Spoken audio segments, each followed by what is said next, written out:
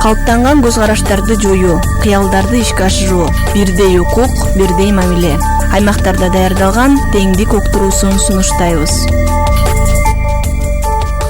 16 жаштагы Рабина Нарзыбаева Бишкек шаарындагы номер 21 жалпы орто билим берүү мектебинин 10 классынын окуучусу. Ал буга чейин мугалим, дарыгер сыяктуу гана кесиптер бар деп, келечектеги адистигин тандоодо чектелүү ойлонуп жатканын жашырган жок. Илимдеги кыздар долбооруна катышуу менен ал көптөгөн маалыматтарды алып, келечектеги кесибин тандап койгонун айтат. Bizlere uşağa çeyin bolum dep kelgen kechiklerimiz var. Ошол издеп билгенден кийин сен багытына бергенini через некоторое время жоготуп кеткенini көзүм жетти. Аны билген ошол издеп багыттагы издеп танууга аракет кылып атам.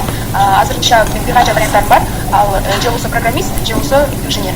Илимдеги кыздар долбоору Кыргызстандагы 15 жаштан 19 жашка чейинки окуучу кыздарды STEM багыттарына кызыктырууга шарт түзүү. Программанын алкагында Бишкек, Ош жана Чүй облусундагы 81 мектептин окуучулары жаңы кесиптер онлайн коопсуздук STEM багытында билим алып, мастер-класстарга катышкан. Алардын бул багытта ийгиликтүү инсандар насаатчылык кылышты. Элзада Саргашкаева Кыргызстан улуттук электр тармагы ачык акционердик коомунун массалык маалымат каражаттары менен иштөө бөлүмүнүн жетекчиси. 3 жылдан бери аталган долбоорго менторлук кылган. Ал арада окуучу кыздардын ою кыйла өзгөргөнүн байкалганын айтат. Кыздардын баары келгенде эле мындай тартынчаак болушот экен, мындай жабык болушот экен да. Алардын ичинен ошо 1% мындай нерсеге умтулуп, максат коюп, чоң мындай пландарды коюшат да, калгандары эле мындай көрөм деген мааниде окушат экен да.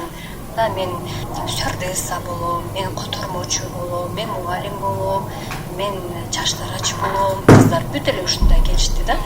Бир да кыз анын ичинен мен IT менен кызыгам, мен энергетика менен кызыгам, же болбосо илим менен кызыгам деген бир да кызды мен өзүмдүн баягы ментилерим арасында тапкан жокмун да. Андан кийин ушу ар бир фазада 6 айга чейин иштеп аттык. Биз көмөкчү кесиптерге, тесттерге бизди окуп борборлорго карап аттык. Алар көрүп алып таң калышты да. Бизде ушундай иш каталар барбы? Анан ал жерде ошо аялдар, иштеген аялдар менен таанышып, аялдар өздөрү жөнүндө айтып берип, кантип ушу кесипти алкалады, кантип ушундай даражага жетти, кантип ушундай чоң кызматты ээлеп азыр жакшы статуста иштеп атканын көргөндөн кийин анан кыздардын көз карашы алмаша баштады.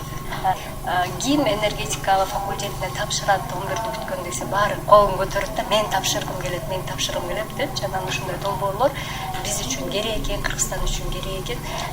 Бизде баягы кесипти тандоодо биз баягы өзүбүздүн келечекте келаткан муунубузга ориентир бербей калыптырбыз. Элзада Саргашкаеванын байкоосунда кесип тандоодо өспүрүмдөрдө маалыматтын жетишпегени көрүнүп турат. Ал келечектеги адистигине билим алаарда окуучуларга мүмкүнчүлүгүнө жараша эркиндик берүү зарылдыгын белгилейт. Кесип тандаганда чындап айтсам менде да балдарым, кыздарым бар. Анан кыйнабаш керек экен да баланы, кызды делечи.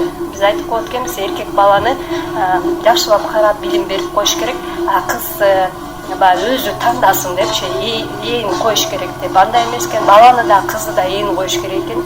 Өзү кайсы жерге тартса, жүрөгү ошол жерге тапшыртыш керек экен да. Роза Отунбаеванын Демилгеси коомдук фондунун директору Догдур Гүлгендирбаева кыздарга келечекте актуалдуу боло турган кесиптерди тандоо маанилүү экенин билдирди.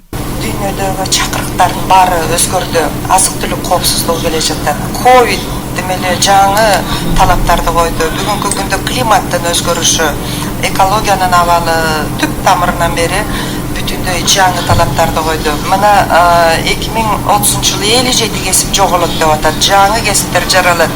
Дүйнөлүк эмгек рыногунда таптакыр санариптик эмгек рыногу, жасалма интеллектилер келип чыкты. Биле кетсек, ЮНИСЕФтин элимдеги кыздар долбоору Роза Отунбаеванын Демилгеси фонду жана Балдарды коргоо борбору уюму менен өнөктөштүктө ишке ашырылган.